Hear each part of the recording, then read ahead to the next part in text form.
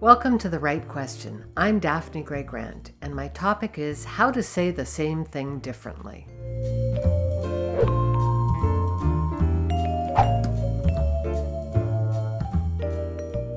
Today I have a question from Reggie Swan, an engineer who didn't tell me where he's based.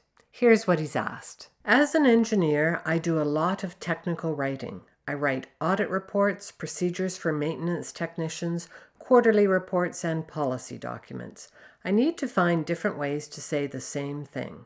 How do you suggest I approach this challenge? Thanks for your question, Reggie. Based on what you've asked, I'm not 100% sure how you feel about the prospect of having to say the same thing in different ways. Is it a challenge you regard as interesting or fun? Or is it just a gigantic pain in the ass? If you're erring towards the latter, let me suggest you begin by trying to find a way to make it more fun for you. If we don't enjoy or respect what we're doing, it's awfully hard to persuade ourselves to do it. So let me tell you a story about why it's so useful to have more than one way of saying the same thing. A few years ago, I had a client whose writing was very theoretical. To be frank, it was actually a little dull.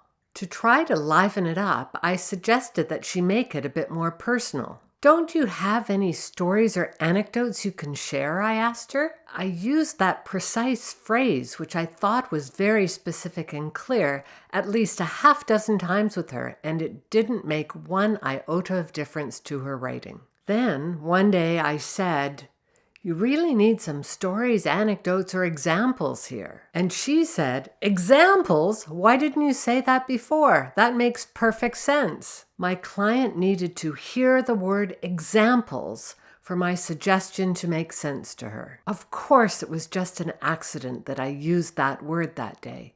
But ever since, I've been much more conscious of the power of specific vocabulary. We're all different people, and we all have different ways of learning, listening, and reading. As a writer, it only makes sense to say the same thing in different ways so as to capture the attention of different people. Begin by paying attention to your vocabulary. Can you find synonyms that allow you to express the same ideas using different words? I very much like the resource, the Visual Thesaurus, and I've included a link to it below. There's a free version and a paid one, and the free one will probably be enough for you. What I like best about Visual Thesaurus is the way it groups words together on the screen. In this screen capture of the word will, for example, you can see how it covers both the verb, to will something to happen, and the noun, a legal document. I find the Visual Thesaurus incredibly useful, and I use it just about every day. Once you've varied your vocabulary, you can then think about different ways of presenting. For some people, tables or graphs might be helpful.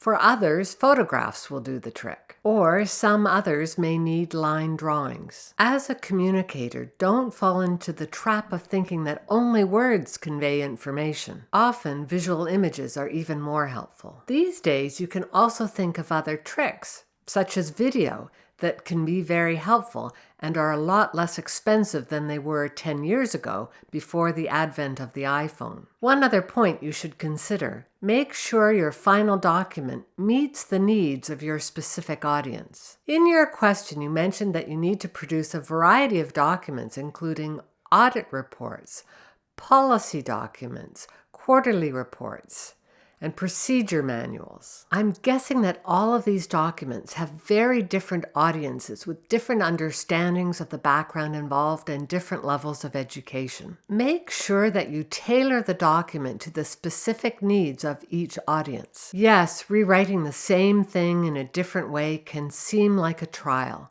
but it's the best way of persuading very different audiences to read precisely what you've written. Finally, let me wrap up with a quote from the late American humorist Mark Twain. "The difference between the right word and the almost right word is the difference between lightning and a lightning bug." Thanks for the question, Reggie. Keep working to express your writing in a variety of different ways. You don't ever want to be accused of mixing up electrical storms with insects.